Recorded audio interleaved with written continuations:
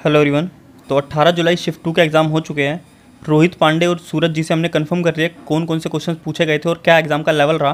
तो लगभग इंग्लिश के 15-16 क्वेश्चंस हमें मिल चुके हैं और जीके के सारे भी क्वेश्चंस मिल गए हैं और मैथ्स के जो भी टॉपिक्स आए थे वो सब पता चल गए हैं। तो एक एक करके क्वेश्चंस डिस्कस कर लेते हैं क्या क्या पूछे गए और क्या लेवल रहा। तो आज से आपके एयरफोर्स के एग्ज़ाम ओवर हो जाएंगे।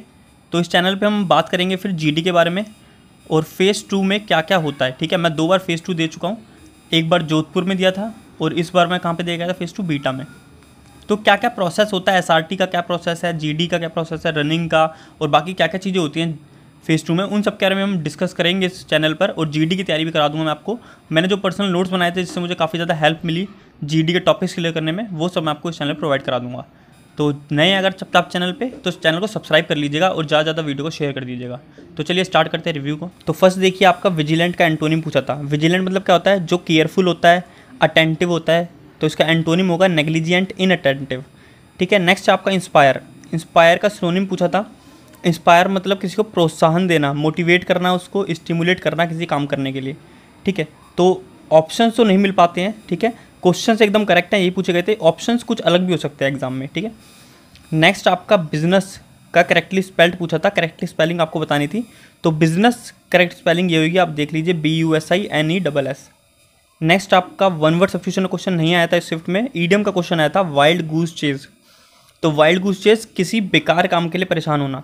फ्यूटाइल सर्च मतलब, फ्यूटाइल मतलब जो काम का नहीं है, यूजलेस सर्च या फिर किसी यूजलेस काम में लगा होना, उसे कहेंगे वाइल्ड गूस चेज। नेक्स्ट आपका एरर से एक क्वेश्चन था। एरर का क्वेश्चन देखिए किस टाइप का आया था, हार्डली के साथ आगे जाके सेंटेंस में एज यूज हो रखा, तो उन्होंने ये बताया मुझे। ठीक है। तो एज की जगह हार्डली का पेयर क्या होता है कंजक्शन में, आपको पढ़ा होगा, हार्डली स्कार्सली के साथ वैन लगता है। तो वैन वहाँ पे करेक्ट होना था, उस पार्ट में आपका एरर था। फिलअप से देखिए, फिलअप में आपका टेंस से क्वेश्चन था, एक सब्जेक्ट वर्ब एग्रीमेंट से था। टेंस से किस टाइप का क्वेश्चन था, I finished work just now.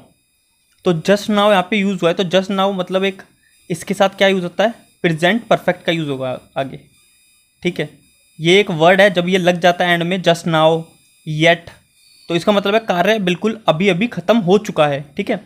तो ख़त्म हो चुका है अभी अभी, तो उसके साथ क्या लगेगा, प्रेजेंट परफेक्ट लगेगा। तो ऑप्शन के अकॉर्डिंग राइट आंसर आप चूज़ कर सकते थे। नेक्स्ट आपका सब्जेक्ट और एग्रीमेंट से क्वेश्चन था फिलअप में। तो चिल्ड्रन के बाद आपकी वर्ब यूज़ करनी थी। तो प्ले, प्लेज, प्लेइंग, ऐसे करके उन्होंने बताया कि ये ऑप्शंस आए थे। तो चिल्ड्रन क्या है, प्लूरल वर्ब है। एक बहुत सारे बच्चे होंगे तो चिल्ड्रन कहूँगा मैं, तो इसका प्लूरल वर्ब यूज़ होगी। प्लूरल वर्ब क्या है, प्ले। प्लेज ऐसा लगता है तो मतलब सिंगुलर वर्ब है ये। प्लेइंग तो ING फॉर्म आ गई। प्लेइंग कब होता है, ISMR यूज़ होता साथ में। तो प्ले यहाँ पे करेक्ट होना चाहिए था मेरे अकॉर्डिंग। ठीक है। ऑप्शन के अकॉर्डिंग दूसरा ऑप्शन भी करेक्ट हो सकता है, लेकिन प्ले यहाँ पे जो ऑप्शन में मिले हैं उस अकॉर्डिंग प्ले एकदम एक्यूरेट है यहाँ पे। नरेशन और वॉइस का ईजी क्वेश्चन पूछा जाता है हर शिफ्ट में ही। नेक्स्ट हमारा क्वेश्चन आया था, mobile phones dash popular in India. इसके बाद होगा इन लास्ट 5 ईयर्स। तो ये क्वेश्चन आपका पहले भी आई गेस 14 जुलाई की शिफ्ट में पूछा जा चुका है और मैंने क्विज फॉर्म में अपने टेलीग्राम चैनल पर भी डाल दिया था इसको। तो यहाँ पे क्या होगा, मोबाइल फ़ोन से एक प्लूरल वर्ब है, प्लूरल सब्जेक्ट है ये। ठीक है, फ़ोन्स है ना ये, तो यहाँ पे अब प्लूरल वर्ब का यूज़ होगा। तो ऑप्शन में था हैज़, बिकम और हैड, बिकेम, CAME है। ठीक है। तो आप ऑप्शन के अकॉर्डिंग देख सकते थे, हैज़ तो यूज़ नहीं होगा सिंपल, क्योंकि यहाँ पे प्लूरल है, तो ये सिंगुलर सब्जेक्ट, सिंगुलर वर्ब का यूज़ हम नहीं कर सकते। अब हैड और हैव दोनों सही है, लेकिन बिकेम देखिए वर्ब की सेकंड फॉर्म है और हैड, हैज़, हैव के बाद वर्ब की थर्ड फॉर्म यूज़ होती है, बिकम, बिकेम, बिकम। तो हैज़ बिकम यहाँ पे करेक्ट होगा। यहाँ पे वर्ब के चक्कर में हैड बिकेम भी ऑप्शन से एलिमिनेट हो जाएगा। तो हैव बिकम यहाँ पे राइट यूज़ होगा। नेक्स्ट आपका क्वेश्चन था adjective form of admiration. Admiration एक नाउन फॉर्म होती है, इसका एडजेक्टिव फॉर्म होगा एडमिरेबल। अब ऑप्शन में क्या था, उस अकॉर्डिंग कुछ और भी इसके एडजेक्टिव फॉर्म बन सकती है, लेकिन ऑप्शन में आई गेस यही दिया हुआ था, एडमिरेबल। और एडमायर भी ऑप्शन में था। एडमायर क्या होता है, एडमिरेशन की वर्ब फॉर्म होती है, किसी को एडमायर करना वर्ब फॉर्म है। पैसेज था एक किंग से रिलेटेड, राजा के बारे में कुछ बता रखा था। 4 क्वेश्चन थे उसमें, मॉडरेट लेवल का पैसेज था। जो पैसेज पूछे जा रहे हैं वो थोड़े लेंथी तो हैं ही। ठीक है। जैसे 2 क्वेश्चन उन्होंने बताया कि बहुत इजीली फाइंड हो गए, लेकिन 2 क्वेश्चन फाइंड करने में थोड़ा टाइम लगा। इंग्लिश का ओवरऑल लेवल इजी रहा, ज़्यादा हाई नहीं था, बस थोड़ा पैसेज आपका मॉडरेट लेवल का था। अब आगे बात करते हैं हम रागा सेक्शन के बारे में। रागा में देखिए फर्स्ट क्वेश्चन आपका जीके का क्या था, लाल किला किसने बनवाया था, रेड फोर्ट। तो किसने बनवाया था, शाहजहां ने रेड फोर्ट बनवाया था। नेक्स्ट आपका था दादा साहब फाल्के अवार्ड किस क्षेत्र में दिया जाता है। तो किस क्षेत्र में दिया जाता है, फिल्म के क्षेत्र में दिया जाता है, सबको पता होगा ये। Vinesh Phogat related to which sports.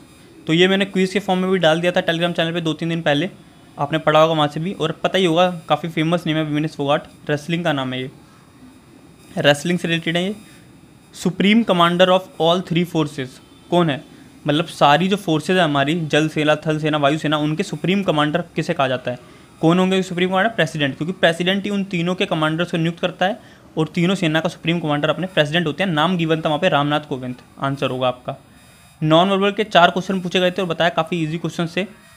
Blood relation का एक क्वेश्चन था, उसका आंसर सिस्टर आर था, दोनों ने एक ही आंसर बताया तो यही आंसर आया होगा, आप भी देख लीजिएगा। वेन डायग्राम देखिए क्वेश्चन था हस्बैंड वाइफ फैमिली, पति पत्नी और परिवार। अब देखिए फैमिली तो ये रहा, फैमिली में एक पति होगा एक पत्नी होगी, ऐसे आपका वेन डायग्राम बनेगा इसका। रैंकिंग का एक मॉडरेट क्वेश्चन था, थोड़ा टाइम टेकिंग था।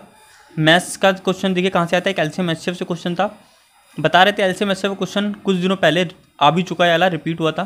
ट्रिग्नोमेट्री का क्वेश्चन था, मेंसुरेशन का था, प्रॉफिट लॉस से क्वेश्चन आया था, टाइम स्पीड डिस्टेंस से था और एवरेज का क्वेश्चन था। ठीक है, आपसे एक और क्वेश्चन पूछा गया जीके का, 370 article related to which state, कौन से स्टेट में 370 आर्टिकल लगा हुआ था पहले, तो जम्मू एंड कश्मीर, यहाँ पे इसका सिंपल आंसर होता।